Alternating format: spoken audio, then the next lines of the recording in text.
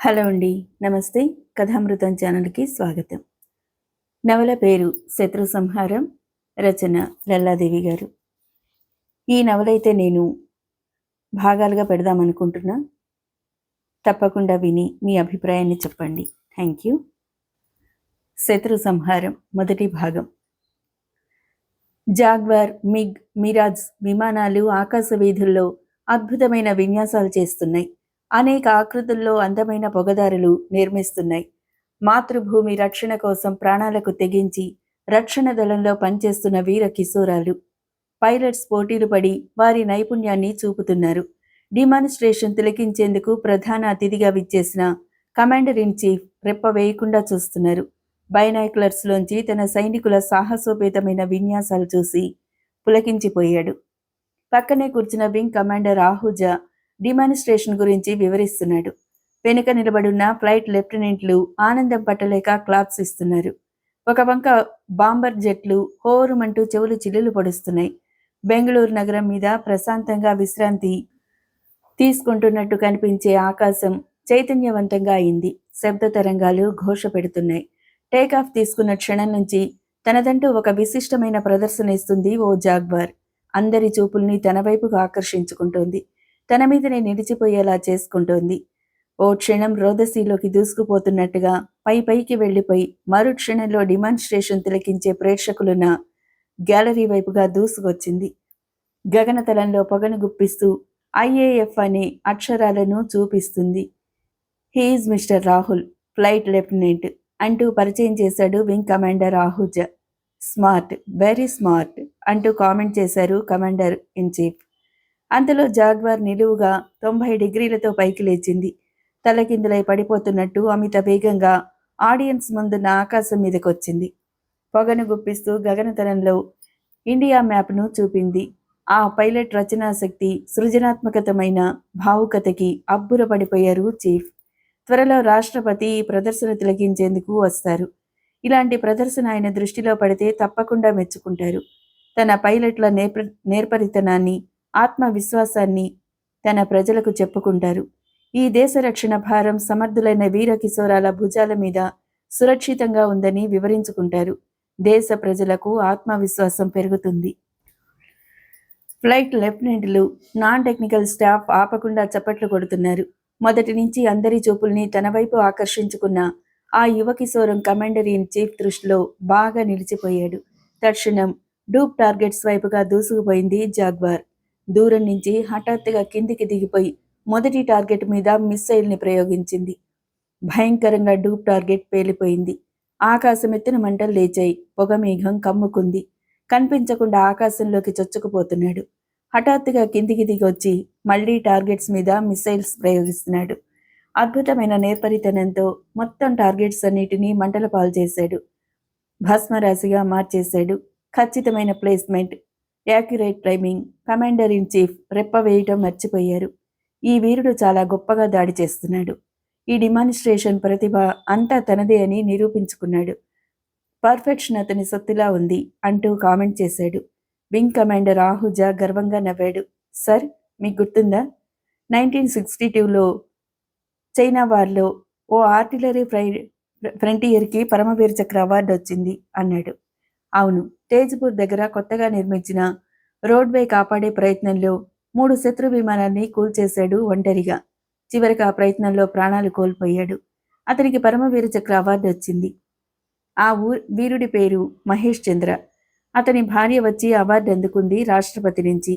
ఆ ఫంక్షన్లో మీరు కూడా ఉన్నారు. నాకింకా జ్ఞాపకం ఉంది. అప్పుడు ఆమె ఒళ్ళో 1 సంవత్సరం వయసున్న బాబు కూడా ఉన్నాడు. ఎగ్జాక్ట్లీ సంవత్సరం వయసున్న ఆనాటి బాలుడే ఈ రాహుల్. పరమవీర చక్ర అవార్డు పొందిన ఆర్టిలరీ ఫ్రంటియర్ పుత్రుడు, వీరుడే కాదు వీరపుత్రుడు అంటూ బయోడేటా వినిపించాడు wing commander Ahuja. Commander in chief పులకించిపోయారు. ఈ పవిత్ర భారతావని సమగ్రత సంరక్షణ కోసం ఇలాంటి ఎందరో వీరులు తరతరాలుగా పోరాడుతున్నారు. ప్రాణాలను సునాయాసంగా సమర్పిస్తున్నారు. భారత ప్రజల ఆశాకిరణాలు వీళ్ళు. భారతమాత కడుపారా కన్నా ముద్దు బిడ్డలు వీళ్లే. సి మిస్టర్ ఆహుజా, ల్యాండ్ అయిన వెంటనే ఆ వీర కిశోరాన్ని నా దగ్గరకు తీసుకురండి. నేను స్వయంగా అతన్ని అభినందించాలనుకుంటున్నాను అంటూ లేచారు కమాండర్ ఇన్ చీఫ్. ఆ వేళకు డిమాన్స్ట్రేషన్ పూర్తవుతున్నట్టుగా సిగ్నల్ ఇచ్చారు. మిగ్గులు మిరాజులు ల్యాండ్ అవుతున్నాయి. ఉత్సాహం పట్టలేని కొందరింకా ఆకాశంలో పల్టీలు కొడుతున్నారు. జాగ్వార్ని లాంచ్ చేసి కాక్పిట్లోంచి దిగొచ్చాడు రాహుల్. మిత్రులందరూ చుట్టుముట్టి అభినందించారు. ఇవాళ ప్రదర్శనంతా నీదే భాయ్ అన్నాడు Kedar Goyal. We are proud of you అన్నాడు గంగూలీ. హెవెన్లీ స్మార్ట్ అంటూ చేయందించాడు రస్తగి. అందరూ చుట్టుముట్టి ప్రశంసలతో ముంచెత్తారు. చిరునవ్వు సమాధానంగా ముందుకు నడుస్తున్నాడు రాహుల్. ప్రధాన కార్యాలయంలోకి అడుగు పెట్టగానే చిరునవ్వుతో ఎదురయ్యాడు వింగ్ కమాండర్ ఆహుజా. ఉత్సాహంగా చేయబట్టి ఊపేశాడు. A good news for you అన్నాడు. అది మీ మంచితనం.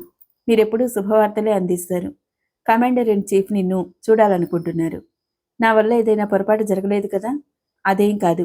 నీ డిమాన్స్ట్రేషన్ వారికి నచ్చింది. తెగ పొగిడారు. నాకు చేతయింది చేశాను సార్ అన్నాడు రాహుల్. అదంతా నువ్వు స్వయంగా వారితో చెప్పుకో. మరో ఆశ్చర్యకరమైన వార్త చెప్పనా? ఆయన ముఖంలో చిరునవ్వు ఇవాళ తప్ప మరెప్పుడూ చూడలేదు. బెంగళూరు ఇవాళ నాకు కొత్తగా కనిపిస్తోంది. ఆ చిరునవ్వుకు నువ్వే కారణం. అందుకు ముందుగా నిన్ను అభినందిస్తున్నాను. Thank you sir. అలాంటి క్రెడిట్ వచ్చినందుకు సంతోషంగా ఉంది. మాట్లాడుకుంటూ ఉండగా ఫ్లైట్ లెఫ్టినెంట్లు, నాన్ టెక్నికల్ స్టాఫ్ అందరూ వారి చుట్టూ చేరిపోయారు. అడ్మైరింగ్గా చూస్తున్నారు రాహుల్ వంక. డిసౌజా తారాజువుల అందరిలోంచి దూసుకొచ్చి అతన్ని ముద్దు పెట్టుకున్నాడు. ఆంగ్లో ఇండియన్ డిసౌజా అంతకు ముందు సంవత్సరాల్లో అద్భుతమైన ప్రదర్శనలిచ్చి అందరి అభిమానాన్ని చూరగొన్నాడు. ఈ సంవత్సరం నువ్వు నన్ను మించిపోయావంటే నాకు చాలా ఆనందంగా ఉంది భాయ్. ఎలా చేయగలిగావు అన్నాడు. ఎయిర్ హోస్టెస్లు ఎవరూ లేరు కాబట్టి అంటూ ఊరించాడు గాడ్గిల్. అందరూ విరగబడి నవ్వుతున్నారు. డిసౌజా భుజాలు విదిలించాడు. ఒక యువకుడు వారి మధ్యకు హడావిడిగా వచ్చాడు. చాలా సీరియస్గా రాహుల్ వైపు పోతున్నాడు. కులకర్ణి అతను చేయి పట్టుకుని ఆపాడు. క్యా చోటా భాయ్, అలా దూసుకుపోతున్నావు? నువ్వు కూడా రాహుల్ని ముద్దు పెట్టుకుంటావా అన్నాడు మళ్లీ నవ్వులు. భాయ్ సాబ్, రాహుల్కి టెలిఫోన్ జంకుతూ వార్త అందించాడు. ఆడగొంత మగగొంత? గోయల్ అందరినీ నవ్వించాడు. ఆడకంటమే సాబ్. రాహుల్జీ బిజీగా ఉన్నారు. 6 గంటల తర్వాత మళ్ళీ ఫోన్ చేయమని చెప్పు. Flight lieutenant Rastogi sharp cutting ఇచ్చాడు. నవ్వులు విరగబూశాయి. నిజంగానే రాహుల్జీ బిజీగా ఉన్నారు. కాసేపు ఆగి మళ్ళీ చేయమని చెప్పు అంటూ అతన్ని పంపేశారు. ఆ వార్త చేరని రాహుల్ మిత్రులతో ఆనందాన్ని పంచుకుంటున్నాడు. అయితే మనం ఇప్పుడు కమాండర్ ఇన్ చీఫ్ దగ్గరికి పోతున్నాం. కమాన్ మూవ్ అన్నాడు స్క్వాడ్రన్ లార్డర్ ఆహుజా. రాహుల్తో పాటుగా బెటాలియన్ అంతా కదిలింది. ఆత్మవిశ్వాసం నిండిన 6 అడుగుల చప్పుడు దూరం నుంచే గమనించాడు కమాండర్ ఇన్ చీఫ్. రాహుల్ని చూడాలని 1000 కళ్లతో ఎదురు చూస్తున్నాడాయన. దగ్గరకు రాగానే లేచి నిలబడి కరచాలనం చేశాడు. సెల్యూట్ ఇచ్చాడు. అందరూ అమితాశ్చర్యంతో నిలిచిపోయారు. మీ అందరికీ తెలుసు కదా, పరమవీర చక్ర అవార్డు పొందిన వ్యక్తి వారసుడు సివిల్లో ఉంటే దాని విలువ అతనికి తెలియదు. కానీ మహేష్ చంద్ర వారసుడు మళ్ళీ ఫ్రంట్ లైన్లోనే పనిచేసేటందుకు వచ్చాడు. అవార్డుని అతను కూడా ధరించవచ్చు. ఆ అవార్డు పెట్టుకున్న వారికి ఒక్క రాష్ట్రపతి మినహా మిగిలిన వారందరూ సాల్యూట్ ఇవ్వాల్సిందే అంటూ తన ప్రవర్తనకి నిర్వచనం చెప్పాడాయన. నువ్వు 1 సంవత్సరం వయసున్న పిల్లాడిగా చూశాను. మళ్ళీ ఇంత గొప్పవాడివై కనిపిస్తావని నేను ఆశించలేదు. కానీ వాళ్ళు నిన్ను చూసి నిజంగా గర్విస్తున్నాను. వాట్ సార్, నన్ను ఇదివరకే చూశారా? అవును, నీకు 1 సంవత్సరం వయసున్నప్పుడు ఫ్రంట్ లైన్లో మీ ఫాదర్ చనిపోయారు. ఆయన ఆర్టిలరీలో పనిచేశారనుకో. నువ్వు పైలట్ అయ్యావు. 1 ఏడాది పాపాయిని ఒళ్ళో ఉంచుకొని నీ తల్లి అవార్డుని అందుకునేందుకు వచ్చింది. ఆమె ముఖంలో ఎంత గర్వం! భర్త పోయాడనే దిగులు కూడా జయించి చాలా ధైర్యంగా కనిపించారామె. ఇప్పుడు ఆరోగ్యంగా ఉన్నారా? అవును సార్. ఆమె ఆశీస్సులే నన్ను ఇంతవాణ్ణి చేశాయి. శివాజీని వీరుడిగా మార్చిన వీర జిజియాబాయి లాంటి తల్లి నాకుంది. చిన్నతనం నుంచి ఒళ్ళో చేర్చుకుని నాన్నగారి గురించి వీరగాథలు చెప్పి వినిపించింది. ఆ సాహస కథలు నా ఊపిరిలో నింపింది. నన్ను ఆశీర్వదించి ఎయిర్ ఫోర్స్కి పంపింది. తల్లి జ్ఞాపకం రాగా చెమరించిన కళ్ళతో చెప్పాడు రాహుల్. ఆమెను చూసి 2 సంవత్సరాలయ్యింది. బాబు, నిన్ను చూడాలనుందిరా, తిరిగిరా అని ఎప్పుడూ ఆమె కోరలేదు. అలా కోరదు. నువ్వు నీ తండ్రి కన్నా గొప్పవాడివి కావాలి. ఎందరో మహనీయుల త్యాగాలతో కానీ ఒక దేశ చరిత్ర ఉజ్వలంగా ఉన్నత శిఖరాలను పురోగమించదు. బాబు, నిన్ను మాత్రమే కన్న తల్లిని నేను. కానీ మనందరికీ జన్మ ఇచ్చిన తల్లి ఈ పవిత్ర భారత భూమి. కన్న తల్లి కన్నా దేశమే గొప్పదిరా. ఒక్క క్షణం రెప్ప వాల్చకుండా నీ మాతృభూమిని నువ్వు కాపాడుకో. అప్పుడే నిన్ను చూసి గర్విస్తాను అని ఉత్తరాలు రాసేది. తనుజ ఇంటికి రమ్మని ఉత్తరాలు రాసినా వెళ్ళబుద్దయ్యేది కాదు. తల్లి మాటలు జ్ఞాపకం వచ్చి ఆగిపోవటం జరిగేది. బిడ్డ మీద మమకారం ఒక్కటే సృష్టి అంతట్లోకి తీయందైంది అనే ఆలోచనలున్న ఒక సాధారణమైన తల్లి కాదు. త్యాగాలతో ఉన్నతమైన చరిత్ర సృష్టించుకోమని ప్రబోధించే ఒక మాతృమూర్తి. తక్షణమే తల్లి దగ్గరికి పోయి ఆమె ఒడిలో ఒక్క క్షణం ఓదార్పు పొందాలని అనిపించింది. గుండెలు బరువెక్కాయి. ఆనాటి పసిబిడ్డ ఈనాడు ఇంత గొప్పవాడే కనిపించటం నాకెంతో గర్వంగా ఉంది. కమాండర్ ఇన్ చీఫ్ హృదయపూర్వకంగా అంటున్న మాటలు అతన్ని ఆ బరువు జ్ఞాపకాల నుంచి దించాయి. Thank you sir, thank you very much. రాష్ట్రపతి కూడా ప్రదర్శన తిలకించేందుకు వస్తారు. రిహార్సల్స్ సక్సెస్ అయ్యామని రాస్తాను. రాష్ట్రపతి వచ్చే ప్రదర్శనలో కూడా నువ్వు ఇలాగే ప్రథముడిగా నిలుస్తావని ఆశిస్తాను. ఆయన వెళ్ళిపోయేందుకు ముందుకు కదిలారు. అతనితో పాటు నడుస్తున్న రాహుల్ని వెనక నుంచి ఎవరో పిలుస్తున్నట్టుగా అనిపించి వెనుతిరిగాడు. హైదరాబాద్ నుంచి మీకు లైట్నింగ్ కాల్, తక్షణమే బయలుదేరండి అన్న మాటలు వినిపించాయి. రాహుల్ పరుగులాంటి నడకతో వెళ్లి కార్యాలయం చేరుకున్నాడు. రిసీవర్ అందుకున్నాడు. Hello, Rahul speaking. బావా, నేను బావా, తన్వి మాట్లాడుతున్నాను. ఓ, మరదలు గారి పలకరింపా? మీ అక్క ఎలా ఉంది? ఆ విషయం చెప్పేందుకే బావా. కంఠస్వరం దిగులుగా ఉంది. ఏం, నా కోసం బెంగ పెట్టుకుందా? తమాషాగా మాట్లాడకు బావా, చాలా సీరియస్ విషయం. Okay, come on tell me. చాలా ఘోరం జరిగిపోయింది బావా. ఏంటది చెప్పు. యాక్సిడెంట్ అయింది. తన్వి కంఠం వణుకుతుంది. ఎవరికి? అక్క చనిపోయింది. నో, అలా జరగదు, అబద్ధం చెప్తున్నావు. అత్తగారు కూడా. ఏమైంది చెప్పు తన్వి, త్వరగా చెప్పు. అమ్మకేమైంది? అత్తగారు కూడా చనిపోయారు. Oh God save me. కుప్పకూలిపోయాడు రాహుల్. గంగూలీ కులకర్ణి వచ్చి చెరో వంక పట్టుకున్నారు. క్యా భాయ్, ఏమైంది? సమాధానంగా రోధిస్తున్నాడు రాహుల్. వారు నివ్వెరపోయారు. ఏమైంది అర్థం కాలేదు. బావా, ఇక్కడంతా భయంగా ఉంది, నువ్వు తక్షణం బయలుదేరి రావాలి అంటుంది తన్వి. సమాధానం లేదు. బావా బావా, సుష్మ ఏడుస్తుంది, మాట్లాడతావా? రస్తోగి రిసీవర్ అందుకున్నాడు. ఆ మాటలు విన్నాడు. రిసీవర్ రాహుల్కి అందించాడు. సుషుమ్మ ఏడుస్తుందంట, మాట్లాడు బావా, బ్రతిమాలుతుంది. అవును, మాట్లాడుతాను. తన్ను తాను నిరవరించుకునేందుకు చాలా శక్తిని ఉపయోగిస్తున్నాడు రాహుల్. తన్వి పాపకి రిసీవర్ అందించింది. హలో పప్పా, మీరేనా? అవును స్వీటీ, నేనే. ఓ థ్యాంక్స్. ఎప్పుడూ నేను మీ గొంతు వినలేదు. నువ్వు చిన్న పాపాయిగా ఉన్నప్పుడు నేను వచ్చేసాను. మళ్ళీ నిన్ను చూడలేదు డార్లింగ్. ఇప్పుడు నీకు మాటలు బాగా వచ్చాయి కదా, ఏది మాట్లాడు. సారీ పప్పా, మమ్మీ గ్రానీ చనిపోయారట. నువ్వేం భయపడకమ్మా, నేనున్నాను. వాళ్ళని గ్లాస్ బాక్సులో ఐస్ క్యూబ్ల మధ్య పెట్టేశారు. మరి వాళ్ళకి చలి పుట్టదా పప్ప? అన్ని బాధలకి వాళ్ళు అతిథులైపోయారమ్మా. మమ్మీ ఎప్పుడు లేస్తుంది, ఎప్పుడు మాట్లాడుతుంది? నీతో నేను మాట్లాడతాను స్వీటీ. మరి మీరు ఎప్పుడు ఇంటికి రానేరారు కదా. ఇప్పుడు వచ్చేస్తున్నాను. మీరు చాలా మంచివారట కదా, అందంగా ఉంటారట కదా. ఎవరు చెప్పారు బేబీ? మమ్మీ చెప్పింది. గ్రానీ కూడా చెప్పారు. కారు ఢామ్ అని యాక్సిడెంట్ అయింది పా. నేను కూడా ఉన్నాను. నాకేం దెబ్బ తగలలేదు. మమ్మీ గ్రానీ రక్తంలో పడిపోయారు. వాళ్ళు నాతో పలకటం మానేశారు పా. నేను వస్తున్నాను. రిసీవర్ దించే డార్లింగ్. అలాగేం కాదు, నేను ఎంతో ఇంకా మాట్లాడాలి. మరి నేను నీ దగ్గరికి రావద్దా? అలాగైతే వచ్చేయండి అంటూ రిసీవర్ దించేసింది సుష్మ. రాహుల్ రిసీవర్ని అలాగే వదిలేసి కుప్పకూలిపోయాడు. శరీరం పాతాళానికి దిగిపోతుంది. సంభాషణ వల్ల చుట్టూ ఉన్న వారికి కొంత అర్థమైంది. చాలా సంతోషంగా ఉన్న సమయంలో ఇలాంటి వార్త రావటం అందరి మనసుల్ని కలిచివేసింది. కమాండర్ ఇన్ చీఫ్కి అప్పటికప్పుడు వార్త అందించారు. ప్రత్యేకమైన హెలికాప్టర్ ఏర్పాటు చేశారు. బరువెక్కిన హృదయాలతో అందరూ వీడ్కోలిస్తున్నారు.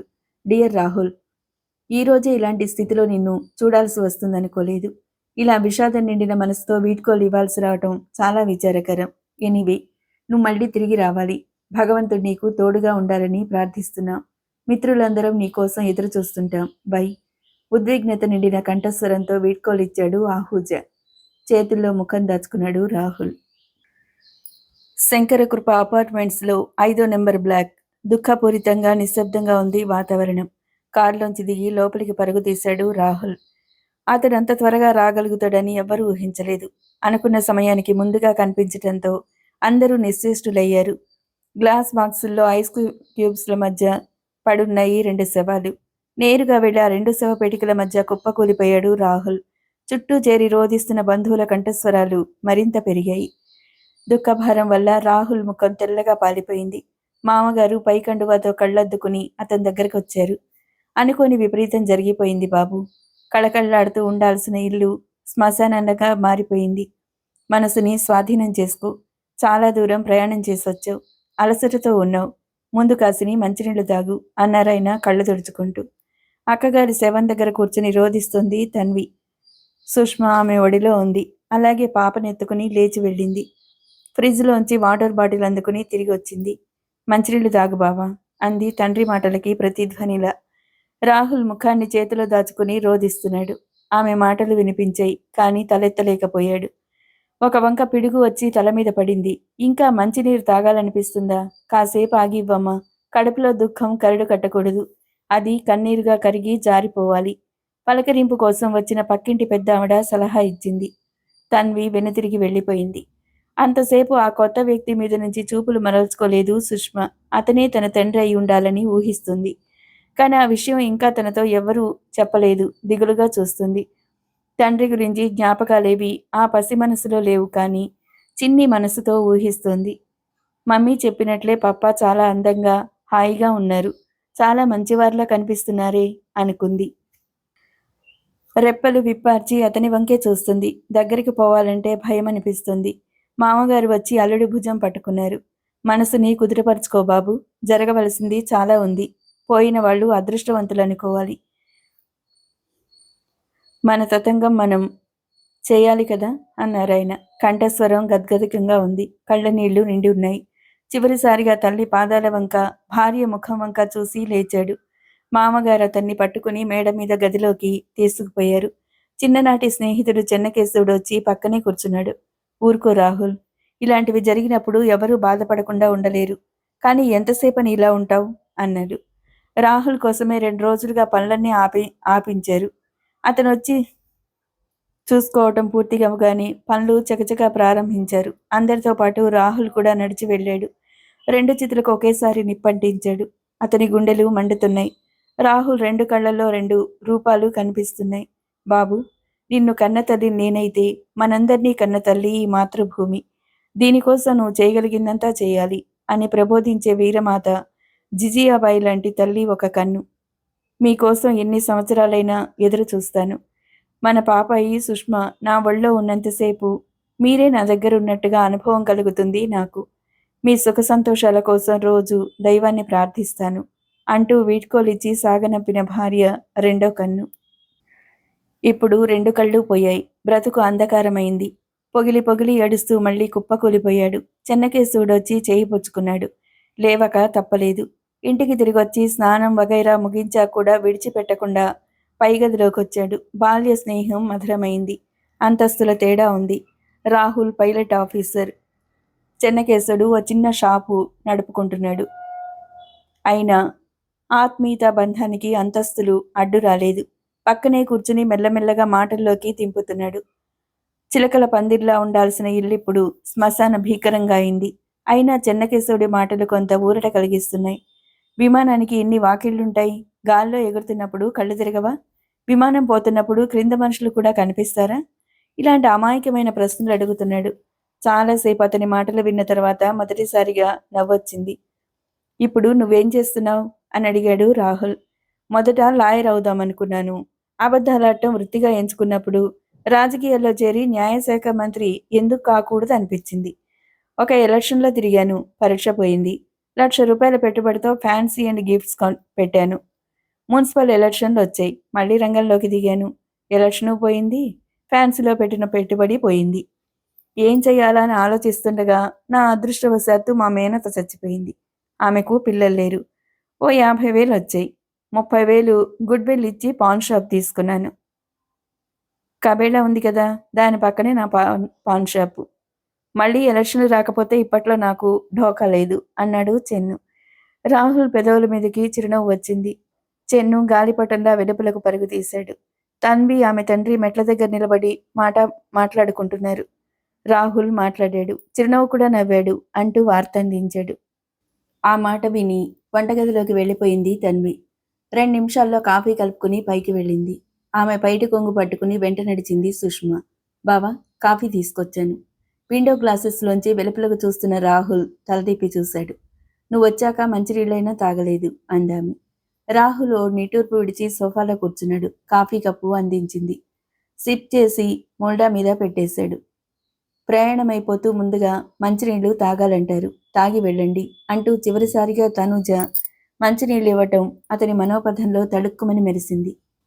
ఆ ప్రేమ, ఆప్యాయత ఇక ఈ జీవితానికి లేవు. ఈ జీవితం ఇక నుంచి ఒంటరి ఎడారి. ఎటు చూసినా శూన్యమే. మళ్లీ రెప్పలు తడిశాయి. మనసులో మంటలు కన్నీరుగా మారి జారుతున్నాయి. తన్వి చీర కుచ్చిళ్లలో ఒదిగిపోయి ముఖం మాత్రమే బయటపెట్టి అతని వంక చిత్రంగా చూస్తుంది సుషుమ. పప్ప, ఇంకా పలకరించరే? మమ్మీ చాలా మంచివారని చెప్తూ ఉండేవారు కదా అనుకుంది. ఆ చిన్నారి మనోలోకంలో చిత్రమైన ఆసక్తి, విచిత్రమైన అనుమానాలు. అతని చెంపలు తడవటం చూసి ఆ కోమల హృదయం కలతపడింది. పాప, మీరేడవకండి ప్లీజ్, ఏడవకండి అంటూ సుకుమారమైన చిన్ని అరచేతులతో అతని రెప్పల్ని తాకింది. రాహుల్ శరీరం ఒక్కసారి జల్లుమంది.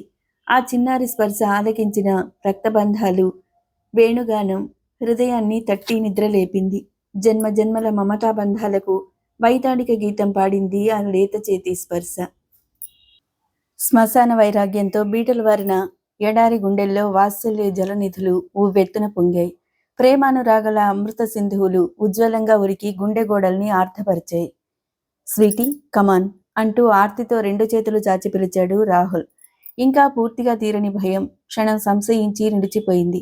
వెళ్ళు బేబీ, పిలుస్తున్నారు, వెళ్ళు ప్రోత్సహించింది తన్వి. సాగర సంగమానికి పరిగెత్తే స్రవంతిలా ఒక్క ఉదుటన వెళ్లి తండ్రి ఒళ్ళో వాలిపోయింది సుష్మ. బావురుమని ఏడ్చి కావులించుకుంది గట్టిగా. లేత గుండెల్లో నిండున్న బరువంతా ఒక్కసారి కరిగి కన్నీరై జారింది.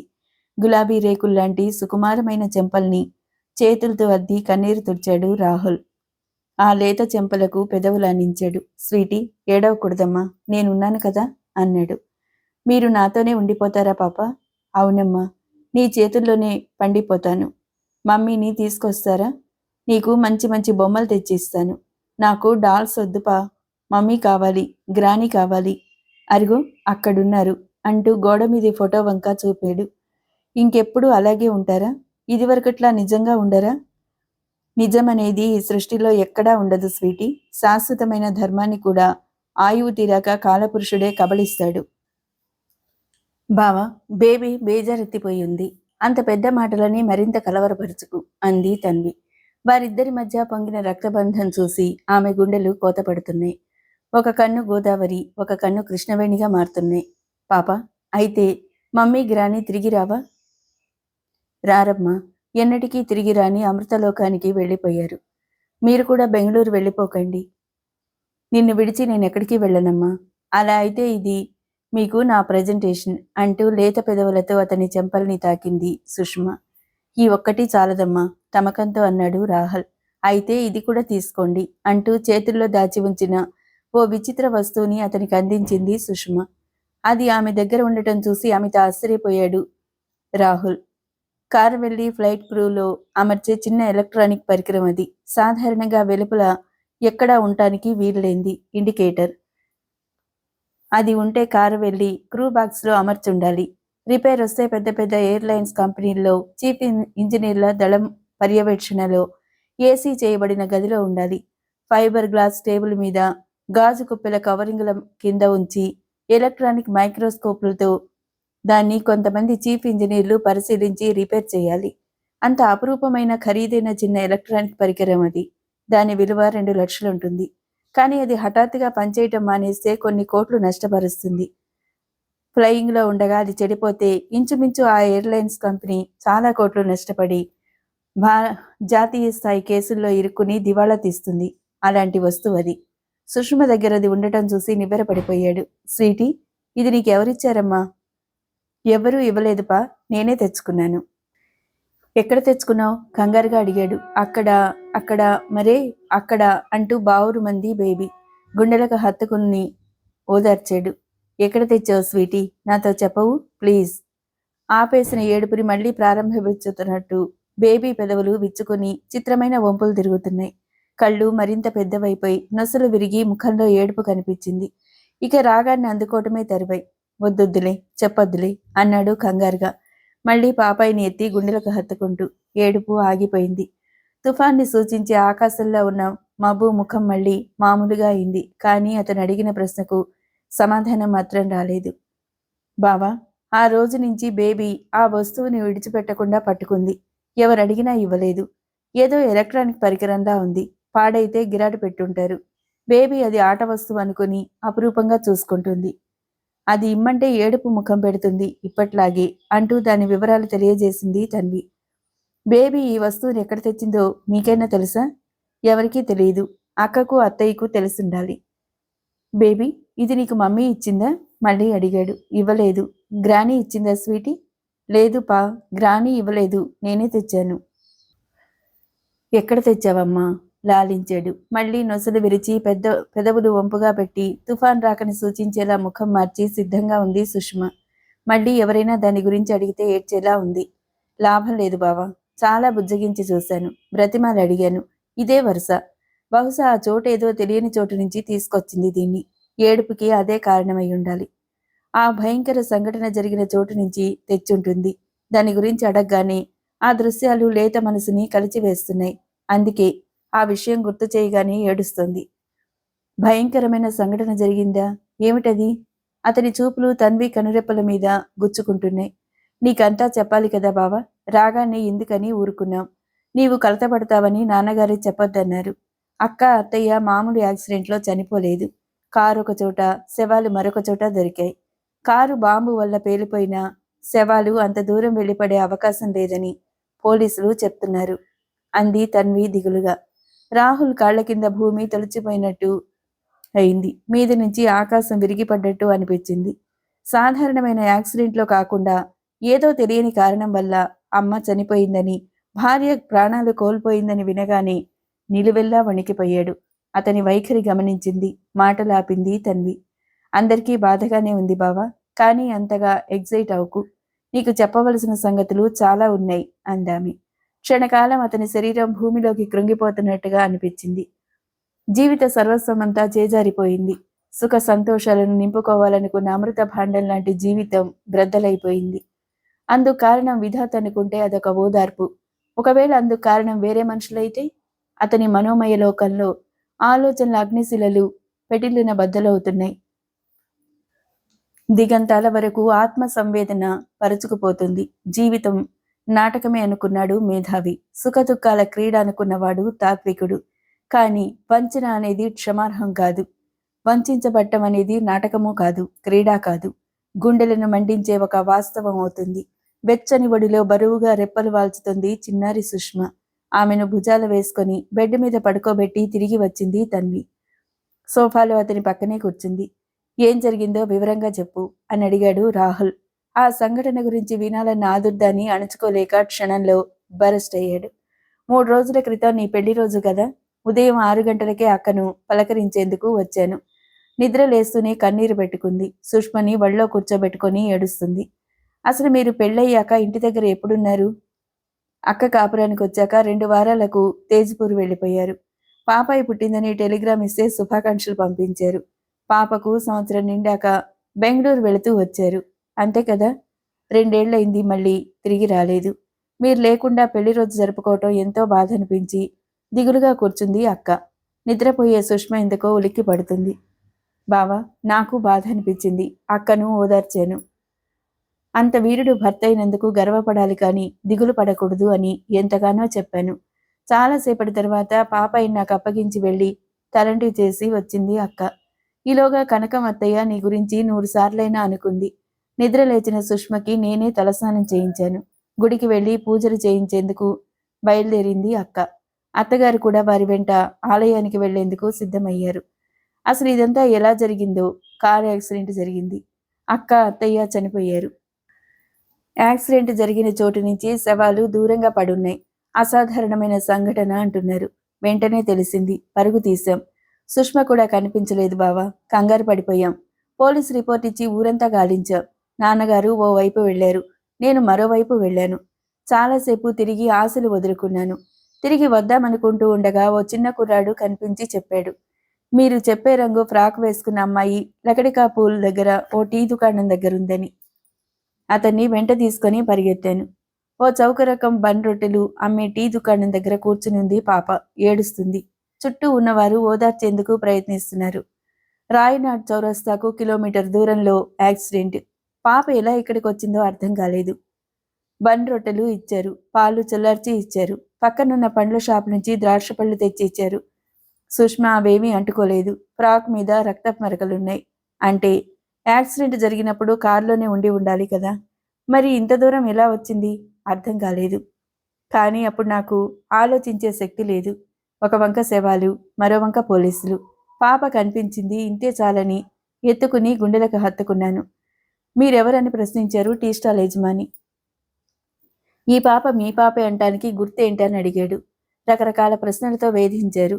పోలీసు రిపోర్ట్ ఇస్తానన్నాడు. అతనికి 200 ఇచ్చి వదిలించుకున్నాను. పరాయి వాళ్ళైతే ఈ పాప కోసం డబ్బెందుకు ఖర్చు పెడతారు?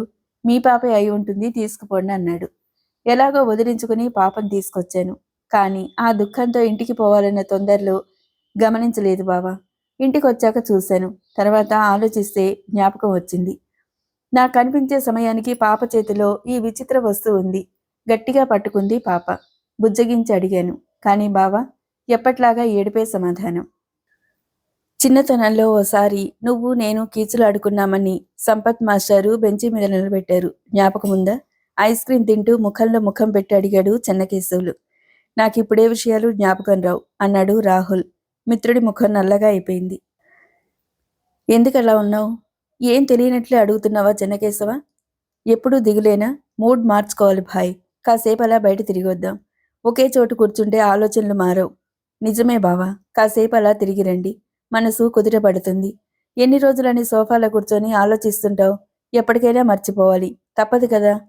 ఎదురుగా మరో కుర్చీలో కూర్చుని ఊలు స్వెటర్ అల్లుకుంటున్న తన్వి సలహా ఇచ్చింది. తన మనసులో బాధ సంగతి ఎలా ఉన్నా సుష్మ కోసం బావ తిరిగి మామూలుగా అయిపోవాలని కోరుకుంటున్నామే. రాహుల్, ఒక జోక్ చెప్పనా? ఐస్ క్రీం కప్పు పక్కనుంచేశాడు చిన్నకేశవుడు. వారిద్దరిలో ఏ ఒక్కరూ సరే అనలేదు. తండ్రి తొడ మీద తల ఉంచుకుని నిద్రపోతున్న దానిలా పడుకున్న సుష్మ చప్పున రెప్పలు విప్పింది. అనగనగా ఓ నగరంలో ఓ ఆసామి ఉండేవాట. మొదలుపెట్టాడు. ఆసామి అంటే ఎవరు అంకుల్? ఏబీసీలతో కాన్వెంట్ విద్యాభ్యాసంలోకి దిగిన సుష్మ చిత్రంగా అడిగింది. చెన్ను ఇరుకున పడిపోయాడు. ఆసామి అనే తెలుగు పదానికి ఆమెకు అర్థమయ్యే మరో తెలుగు పదం వెతకాలిప్పుడు. ఆసామి ఆసామి అంటే ఒక అబ్బాయి అన్నమాట అన్నాడు. ఓహో, అలాగా.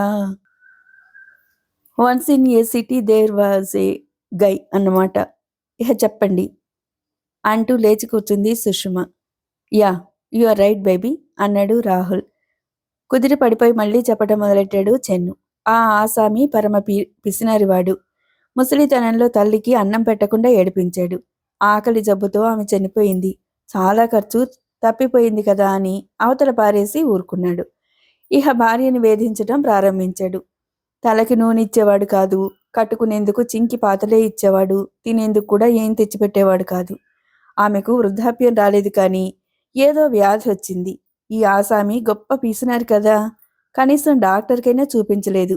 కొన్నాళ్ళు తీసుకుని ఆమె చనిపోయింది. అక్కడో ఎండుపుల్లా ఇక్కడో ఎండుపుల్లా పోగేసి దహనం పూర్తయిందనిపించాడు.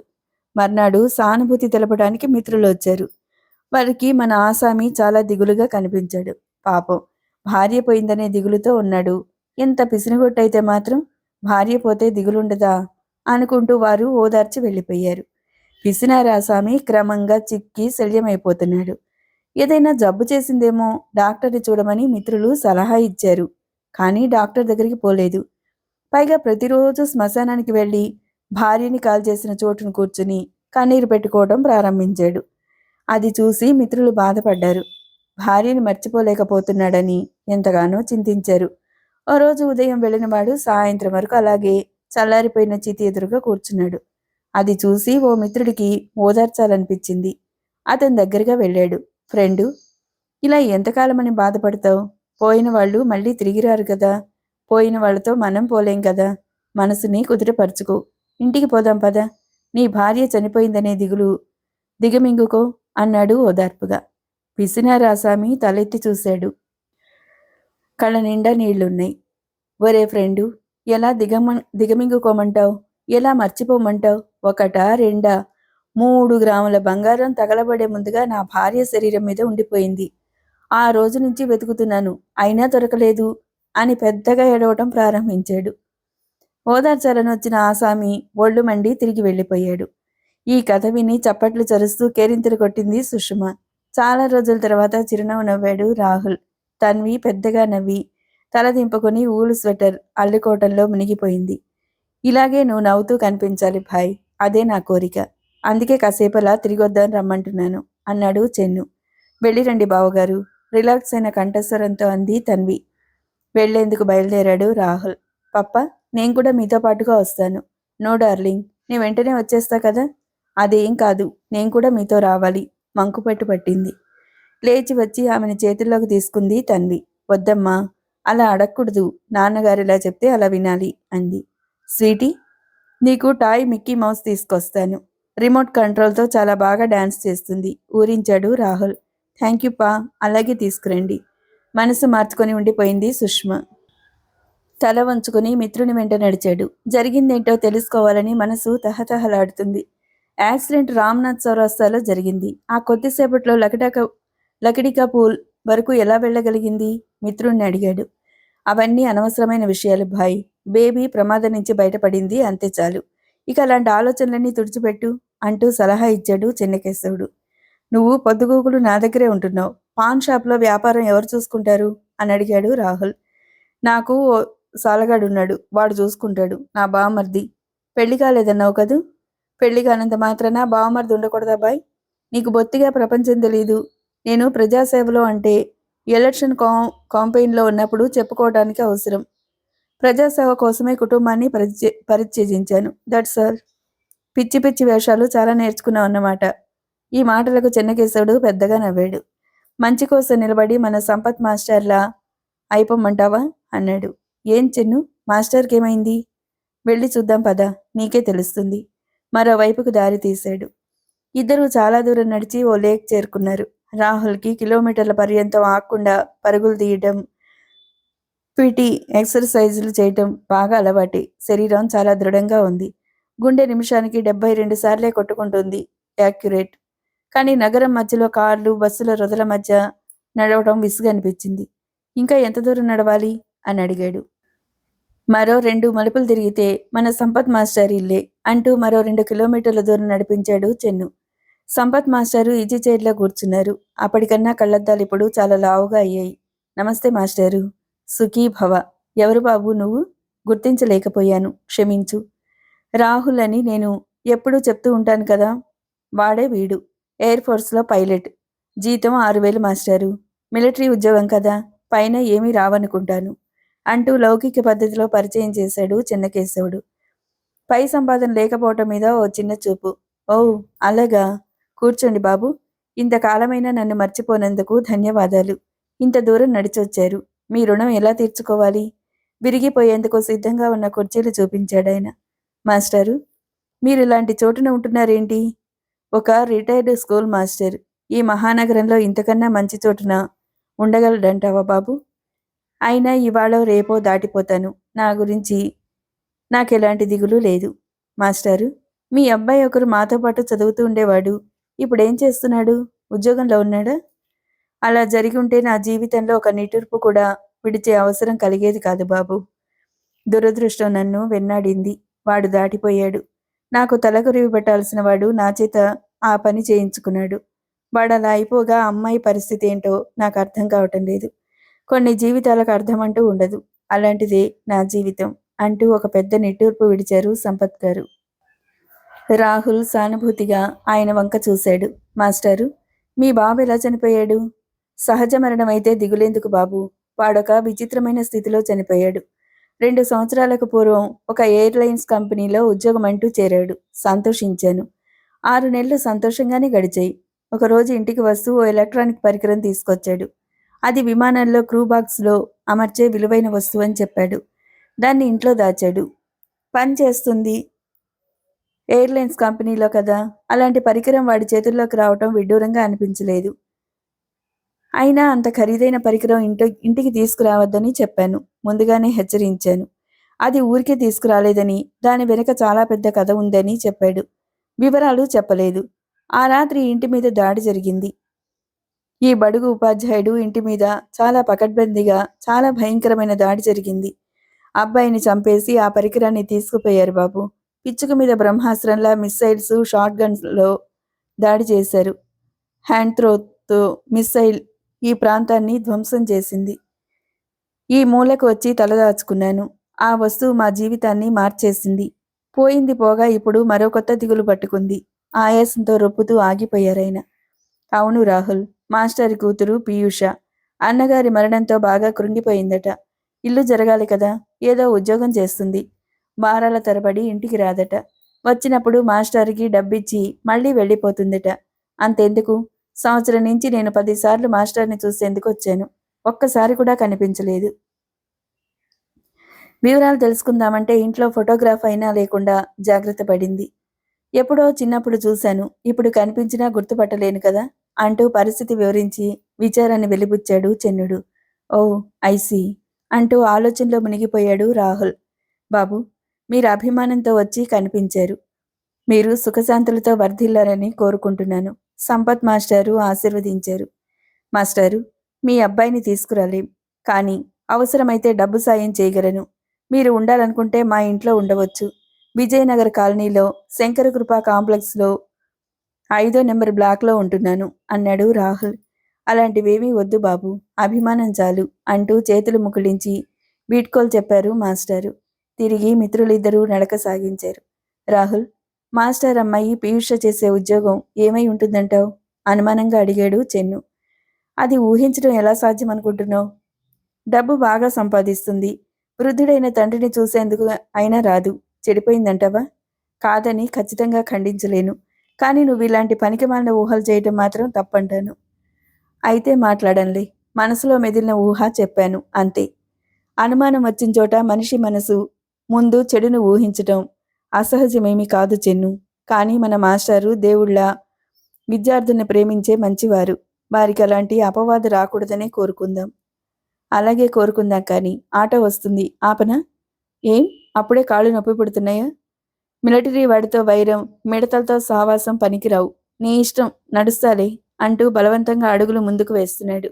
రాహుల్ నవ్వి ఆటో పిలిచాడు. ఎక్కి కూర్చున్నాడు. ఓ గమ్యం లేకుండా బయలుదేరిన ప్రయాణికులు. చెన్నకేశుడు అలుపు సొలుపు లేకుండా కబుర్లు చెప్తున్నాడు. కానీ రాహుల్ తన ఆలోచనలో మునిగి ఉన్నాడు. ఆ వస్తువు మా జీవితాలని మార్చేసింది బాబు అంటున్న సంపత్ మాస్టారి మాటలే అతనికి పదే పదే జ్ఞాపకం వస్తున్నాయి. తక్షణమే ఇంటికి వెళ్ళిపోవాలని అనిపించింది. ఆటో డ్రైవర్కి చెప్పాడు. సాయంత్రం కలుస్తాను భాయ్ అంటూ తన పాన్ షాప్ దగ్గర దిగిపోయాడు చెన్నుడు. రాహుల్ మనసు మీద ఆలోచనల దాడి జరుగుతుంది. క్రూ బాక్స్లో ఉండే ఎలక్ట్రానిక్ కంట్రోలర్స్ నగరంలోకి ఎలా వస్తున్నాయి? దానివల్లనే సంపత్ మాస్టర్ అబ్బాయి చనిపోయాడన్న ఆలోచన అతని గుండెని తుఫాన్లా తాకుతుంది. సుష్మ కూడా అలాంటిదే దొరికింది అంటే సుష్మ కూడా ఆ తర్వాత ఆలోచించలేకపోయాడు. జరిగిన యాక్సిడెంట్కి ఈ ఎలక్ట్రానిక్ కంట్రోలర్ దొరకటానికి ఏదైనా సంబంధం ఉందా? ఈ ఆలోచన రాగానే అతని మెదడు నరాలు జివ్వుమని బరువెక్కాయి. టెన్షన్ భరించరాందిగా అయింది. డ్రైవర్, పోలీస్ కంట్రోల్ రూమ్కి పోని అన్నాడు. ఆటో మలుపు తిరిగింది. అంత దూరంలోనే ఆగిపోయి ఆటో పంపేశాడు. కంట్రోల్ రూమ్ ముందు వాతావరణం చాలా గంభీరంగా ఉంది. లోపల సుపీరియర్ ఆఫీసర్స్ ఉన్నారనే సంగతి బయటే తెలుస్తుంది. పోలీస్ జీపులు, వ్యాన్లు నిలిపున్నాయి. మఫ్టీలో ఉన్న ఆఫీసర్స్ కొందరు పందిర్లా అల్లుకున్న కాగితం పూల కొమ్మల కింద నిలబడి తగ్గుస్వరంతో మాట్లాడుకుంటున్నారు. రాహుల్ దూరంగా ఆటో నిలిపేసి దిగిపోవటం కొందరు గమనించారు. ఏదో వ్యవహారం ఉందని వారు ముందుగానే ఊహించారు. అతని వంక ఆసక్తిగా చూస్తున్నారు. మరికొందరు గమనించిన వాళ్ళలా గమనిస్తున్నారు. గార్డు పక్కన మఫ్టీలో ఉన్న ఆఫీసర్ దగ్గరికి పోయాడు. లోపల ఎవరున్నారు అని అడిగాడు. కొత్తగా అస్పష్టంగా ఉన్న ఆ ప్రశ్న విని తేలిగ్గా చూశాడు ఆ ఉద్యోగి. ఎవరు కావాలో చెప్పు అన్నాడు పోలీస్ కరుకుదనంతో. ఒక కేసు వివరాలు తెలుసుకోవాలని వచ్చాను. ఎవరిని అడిగి తెలుసుకోవాలని వచ్చావో చెప్పవయ్యా. కాస్త విసురు. ఆ సంగతి నాకు తెలియదు. ఎవరు చెప్తారో అడిగి చూస్తాను. అలాగేం కుదరదు. లోపల దొరగారులున్నారు. నీ ఇష్టం వచ్చినట్టు రాకపోకలు సాగించడానికి ఇది మున్సిపాలిటీ కాదు. పోనీ ఏ కేసు తాలూకు వివరాలు కావాలో అదైనా చెప్పగలవా? చెప్పగలను, కానీ నాకు మీరెవరో తెలియదు కదా అన్నాడు రాహుల్. పర్వాలేదు, పలుకు బాగానే ఉంది అన్నట్టు చూశాడు ఉద్యోగి. పోనీ నిన్ను లోపలికి పంపాలంటే నువ్వెవరో అయినా తెలియాలి కదా. తీరా పోయాక లోపలికి తోసేస్తారనుకో, ఏం చేస్తావు అన్నాడు. రాహుల్ చిరునవ్వు నవ్వాడు. I'm Rahul, flight lieutenant, Indian air force అంటూ ఐడెంటిటీ తీసి చూపించాడు. ఆ మాట వింటూ తాను పొరబడి రమంత దురుసుగా ప్రవర్తించినట్టు భావించాడు ఆ ఉద్యోగి. స్టిఫ్గా అయ్యాడు అటెన్షన్తో. ఇంకా వివరాలు కావాలంటే చెప్తాను. మా father Mahesh Chandra awarded with Mahavir చక్ర ఇన్ 62 అన్నాడు. మహావీర్ చక్ర అనే పేరు వింటూనే చుట్టూ ఉన్నవారంతా స్టిఫ్గా అయిపోయి ఒకేసారి సెల్యూట్ కొట్టారు. హడావిడిగా ఒక ఆఫీసర్ లోపలికి పరిగెత్తాడు. ఏఎస్పీ కారంత్కి వార్త అందించారు. మహావీర చక్ర పేరు వింటేనే కుర్చీలోంచి లేచి నిలబడ్డాడు కారంత్. స్క్రీన్ అవతల నుంచి ఆ మాటలు విన్న ఎస్పీ కూడా హడావిడిగా లేచొచ్చాడు. ఎంతో గౌరవంగా రాహుల్ని లోపలికి తీసుకుపోయాడు. రూల్ ప్రకారం మహావీర చక్ర అవార్డు అందుకున్న వారు అతి చిన్న ఉద్యోగ అయిన డిపార్ట్మెంటు ఉన్నతోన్నతమైన అధికారులు కూడా ముందుగా తనే సెల్యూట్ ఇవ్వడం సాంప్రదాయం. ఆ అవార్డు వస్తే జనరల్ అయినా కమిషనర్ అయినా అతనికి సెల్యూట్ కొట్టాలి. ఇది చాలా ఇబ్బందికరమైన పరిస్థితి. కానీ బ్రతికి ఉన్న వారిలో అలాంటి ఉన్నతమైన అవార్డు పొందిన వారు అతి తక్కువగా ఉంటారు. ఇంకా చిన్న ఉద్యోగంలో ఉంటూ అవార్డు పొందిన వారు ఇంకా తక్కువగా ఉంటారు. కానీ రాహుల్ పరిస్థితి వేరు. తండ్రికి ఆర్టిలరీ ఫ్రాంటియర్గా ఆ అవార్డు వచ్చింది. అతను సివిల్లో ఉంటే దాని గౌరవం కొడుకు పొందగలిగిన అవకాశాలుండవు. కానీ తను కూడా మిలిటరీ త్రివిధ విభాగాల్లో ఒకటైన ఎయిర్ ఫోర్స్లో పనిచేస్తున్నాడు, ఫ్లైట్ లెఫ్టినెంట్గా. అందువల్ల తండ్రికి వచ్చిన గౌరవంలో వారసత్వం అతనికి ఉంటుంది, మిలిటరీ ఆఫీసర్గా. ఎస్పీ ముందుకొచ్చి కరచాలనం చేశాడు. పక్కనున్న ఏఎస్పీ కారంత్ అతనికి కుర్చీ చూపించాడు. మర్యాదలు గొప్పగా చేశారు. ఎస్పీ దూరంగా మరో కుర్చీలో కూర్చున్నాడు. కానీ ఏఎస్పీ కారంత్ అతని ఎదుట నిలబడి మాట్లాడుతున్నాడు. రాహుల్కి ఈ పరిస్థితి కాస్తంత ఇబ్బందికరంగానే అనిపించింది. మా డిపార్ట్మెంట్ ఉద్యోగులు మీకెలాంటి సేవలు చేయాలో వివరించండి, ఎంతో గౌరవపురస్పరంగా అడిగాడు ఎస్పీ. ఈ మధ్య ఓ యాక్సిడెంట్ జరిగింది, ఆ వివరాలు తెలుసుకుందుకొచ్చాను. యాక్సిడెంట్ రోజు జరుగుతుంటాయి సార్, మీరు వివరాలు చెప్తే సమాచారం అందిస్తారు మా వాళ్ళు. రాహుల్ వివరాలు చెప్పాడు. ఎస్పీ ఏఎస్పీ ఒకరి ముఖాలు ఒకరు చూసుకున్నారు. వారి కళ్ళు మాట్లాడుకున్నాయి. ఆ కేసు తాలూకు ఫైల్స్ తీసుకురావాల్సిందిగా వెంటనే ఆర్డర్ జారీ చేశాడు ఎస్పీ దొరగారు. ఒక సిఐ పరుగు తీశాడు రికార్డ్ రూమ్ వైపుగా. మిగిలిన వారు ఆసక్తిగా ఎదురు చూస్తున్నారు. ఆ కేసులో 2 చనిపోయారని జ్ఞాపకం. ఒక ఆమె పేరు తనుజ, రెండో వ్యక్తి వృద్ధురాలు, మొదటి విక్టిమ్కి అత్తగారు. వారితో మీకేమైనా సంబంధాలున్నాయా? ఎస్పీ అడిగాడు. సంబంధాలేంటి సార్? తనుజ నా భార్య, ఆ వృద్ధురాలు నా తల్లి. అంటే మహావీర చక్ర మహేష్ చంద్రకి అర్ధాంగి. వాట్ ఏ ట్రాజడీ అంటూ విచారాన్ని తెలియజేశాడు ఏఎస్పీ. అవును, అది సాధారణంగా డ్రైవర్ పొరపాటు వల్ల, తప్పించుకోలేని మరో కారణం వల్ల జరిగిన యాక్సిడెంట్ అనుకున్నాను. అందరూ అలాగే అనుకున్నారు. ఒక్కొక్కప్పుడు 10గురు అభిప్రాయం కూడా తప్పు కావచ్చు. అది యాక్సిడెంట్ కాదని హత్యలు కావచ్చని నాకు అనుమానం వస్తుంది. అది ఇప్పుడు నేను తెలుసుకోవాలి పట్టుదలగా అన్నాడు రాహుల్. తరువాయి భాగం మరో వీడియోలో. Thank you. మీకు నచ్చితే లైక్ చేయండి, షేర్ చేయండి, కామెంట్ చేయండి, అలాగే సబ్స్క్రైబ్ చేయండి.